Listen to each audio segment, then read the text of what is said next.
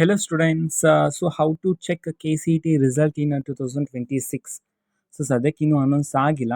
So in case announce ಆದರೆ ಯಾವ ರೀತಿ ಚೆಕ್ ಮಾಡಬೇಕು ಅನ್ನೋದನ್ನು ನಾನು ನಿಮಗೆ ಈ ವಿಡಿಯೋದಲ್ಲಿ ತಿಳಿಸ್ಕೊಡ್ತಿದ್ದೀನಿ. ವಿಡಿಯೋವನ್ನು ಸ್ಟಾರ್ಟ್ ಮಾಡ್ತೀನಿ. ಅದಕ್ಕಿಂತ ಮೊದಲು ನೀವಿನ್ನೂ ನಮ್ಮ ಚಾನಲ್ಗೆ ಸಬ್ಸ್ಕ್ರೈಬ್ ಮಾಡದೇ ಇದ್ರೆ ಈ ಕೂಡಲೇ ಚಾನಲ್ಗೆ ಸಬ್ಸ್ಕ್ರೈಬ್ ಮಾಡ್ಕೊಳ್ಳಿ ಮತ್ತು ಲೈಕ್ ಮಾಡಿ. ಸೊ ಈಗ ನಾವು ಮಾಹಿತಿಯನ್ನು ತಿಳ್ಕೊತಾ ಹೋಗೋಣ.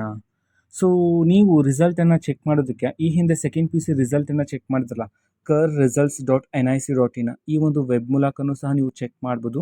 ಅಥವಾ ನಮ್ಮ KA ಕಡೆಯಿಂದ KA.KAR.nic.in ಈ ಒಂದು ವೆಬ್ ಮೂಲಕನೂ ಸಹ ನೀವು ನಿಮ್ಮ ಒಂದು ರಿಸಲ್ಟನ್ನು ಚೆಕ್ ಮಾಡ್ಬೋದಾಗಿರುತ್ತೆ. ಓಕೆನಾ. ಸೊ ಈ ಒಂದು ವೆಬ್ಬಲ್ಲಿ CET ರಿಸಲ್ಟ್ ಲಿಂಕ್ ಅಂತ ಹೇಳಿ ಬಿಡುಗಡೆ ಮಾಡಲಾಗುತ್ತೆ 2026 ಅಂತ ಹೇಳಿ. ಆ ಒಂದು ಲಿಂಕನ್ನು ಮೊದಲಿಗೆ ನೀವು ಕ್ಲಿಕ್ ಮಾಡ್ತೀರಾ. ಕ್ಲಿಕ್ ಮಾಡಿದ ನಂತರ ಎಂಟರ್ ರಿಜಿಸ್ಟರ್ ನಂಬರ್ ಅಂತ ಹೇಳಿ ಇರುತ್ತೆ. ಸೊ ಅಲ್ಲಿ ನಿಮ್ಮ CET ನಂಬರನ್ನು ಎಂಟರ್ ಮಾಡ್ತೀರಾ.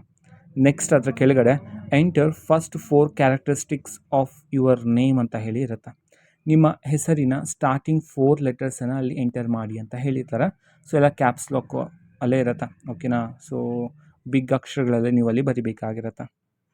ಫಾರ್ ಎಕ್ಸಾಂಪಲ್ ಕೆಲವು ವಿದ್ಯಾರ್ಥಿಗಳಿಗೆ ಇನ್ಷಿಯಲ್ ಫಸ್ಟೇ ಇರುತ್ತೆ. ಫಾರ್ ಎಕ್ಸಾಂಪಲ್ ನೋಡಿದ್ರೆ CV ಅದು ಇನ್ಷಿಯಲ್, ನೇಮ್ ಬಂದುಬಿಟ್ಟು ರಾಮ್ ಅಂತ ಹೇಳಿರುತ್ತೆ. ಆವಾಗ ನೀವು ಎಂಟರ್ ಮಾಡಬೇಕಾಗಿರೋದು CVRA ಅಂತ ಹೇಳಿ. ಓಕೆನಾ. ಇನ್ಷಿಯಲ್ಸನ್ನು ಸಹ ಸೇರಿಸಿನೇ ನೀವು ಎಂಟರ್ ಮಾಡಬೇಕು.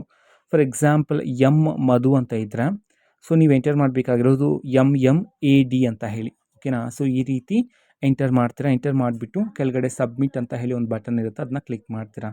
ಕ್ಲಿಕ್ ಮಾಡಿದ ನಂತರ ನಿಮ್ಮ ಒಂದು ರಿಸಲ್ಟ್ ಅನ್ನೋದು ಅಲ್ಲಿ ಡಿಸ್ಪ್ಲೇ ಆಗ್ತಕ್ಕಂಥದ್ದು. ಓಕೆನಾ.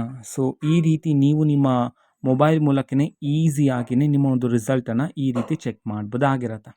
ಸೊ ಇದು ಇವತ್ತಿನ ಒಂದು ವಿಡಿಯೋದೇ ರೀತಿ ಇನ್ನೂ ಹಲವಾರು ಯೋಜನೆಗಳಿಗೆ ಸಂಬಂಧಪಟ್ಟಂತೆ ಮಾಹಿತಿ ಬಂದ ನಂತರ ಆದಷ್ಟು ಬೇಗ ನಾನು ನಿಮಗೆ ಇನ್ಫಾರ್ಮೇಷನನ್ನು ತಿಳಿಸ್ತೀನಿ. ಅದಕ್ಕೋಸ್ಕರ ಚಾನಲ್ಗೆ ಸಬ್ಸ್ಕ್ರೈಬ್ ಮಾಡ್ಕೊಳ್ಳಿ. ಓಕೆನಾ.